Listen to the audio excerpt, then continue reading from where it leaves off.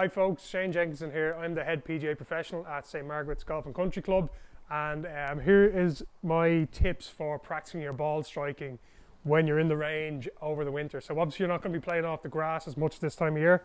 So off the matches, actually you can practice a couple of things that you can't really do off the grass. So one of the most common things you ask people in lessons, what would you like to get from this, or what are your goals? And more consistency is a really common thing that's said. So it's kind of a vague term, and what does that mean? So most players can get more consistent by looking after a few basic impact factors. Like best players in the world are good at this. 28 handicappers can usually get better at this. So the first thing I would do is focus on where I'm actually striking the club on the club face. So I use dry shampoo. You can get it in pharmacies, pound shops. Pennies is probably the best and the cheapest place for it. So what this shows up is where you're striking the ball in the club face. So everyone's capable of hitting a good shot. 28 handicappers down to scratch golfers. The way to get better is reducing your bad shots, making your bad shots less bad, basically. So what this does is going to show me where I'm striking on the face. So if I hit a couple of balls, I'm going to hit one here. I can see it got a little bit high on the face. So probably not my best strike. So I go, all right, that's not a great one. So this will show up where you're striking on the club face. So something I like to do with people to get good club face awareness is I'll get them to spray dry shampoo. And what I'll get them to do then is intentionally try and strike it off the toe or the heel. So intentionally misstriking it. So it's kind of like Goldilocks and the Three Bears. This one's too lumpy, this one's too smooth or whatever, and this one's just right. So if I can learn what a toe strike feels like and a heel strike feels like, well then I'll know how to move it onto the center of the face. So finding that middle of the club face is one of the best ways to get better at your ball striking, no matter what level you're at. So that's the first one, dry shampoo. The next one I would do is low point.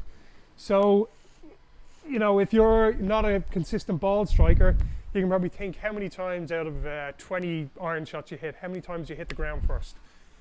So it might be half a dozen times, so it might be 6 times. So say if you can go, right, that's 6 times I can make into 3 or 2 heavy strikes, then I'm gonna improve. That's more consistent. I'm gonna lower my handicap this way. So something I would do, I get a piece of chalk, you get that for next to nothing in a stationery shop or a pound shop. I'll put a line about a club head length in front of the ball. So it's what, 2.5, 3 inches, something like that.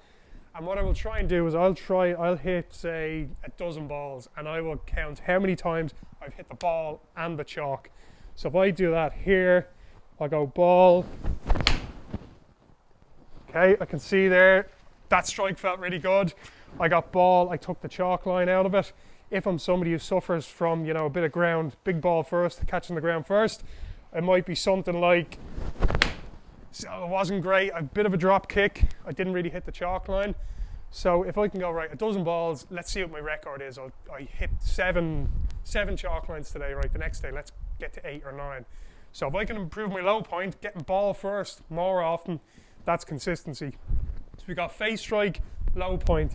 The next thing I would do is, what way is the club face pointing at impact? Simple. That's going to dictate direction a lot, and obviously the path is going to be in on top of that. But if I can get good where I'm pointing this club face at impact, that's obviously a big factor. So something I would set up here is a couple of drill sticks. I have them maybe 8-9 feet in front of me.